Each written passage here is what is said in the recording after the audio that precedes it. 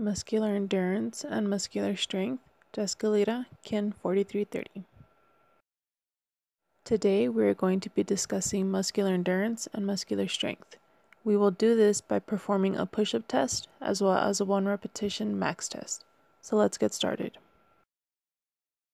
Our first assessment will be for muscular endurance. The goal of the push-up test is to perform as many push-ups as possible without rest using proper technique. There are a few things to keep in mind. Proper form must be maintained throughout the entire test. The test must be stopped when form is not maintained within 2 repetitions, and the number of repetitions performed is the score. Proper form for standard push-up requires a straight back with the head up, hands under the shoulders pointing forward, and one must exhale while pushing off the floor with the elbows fully extended during the up position, and the chin must touch the mat. There is a modified version of the push-up for those that are not capable of performing a standard push-up. For this push-up, one can use their knees as a pivotal point while using the same technique as a standard push-up.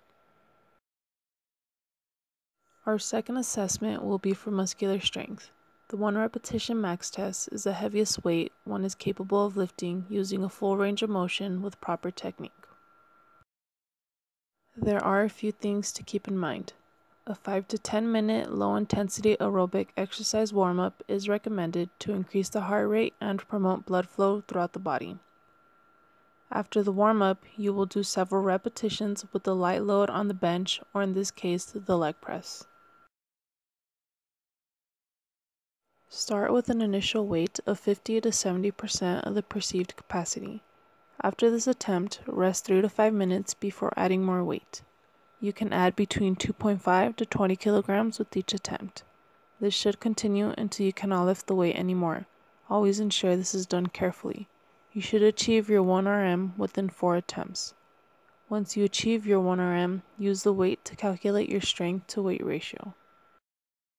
For the strength to weight ratio, you take the weight lifted and divide that by your body weight. In my case, I pressed 400 pounds and I weigh 190 pounds. When you divide that, you get 2.11. Now I would like to talk about reps to fatigue. This method is beneficial for the sedentary, adolescents, or the older populations. This method requires keeping the repetitions between 2 to 10 reps. This is a submaximal test which is targeted more towards the untrained populations. This is the formula used to calculate an estimated 1 RM. You take the weight lifted and divide it by these two numbers, which are multiplied by the number of reps performed. You would calculate your answer, which would then give you the estimated 1 repetition max.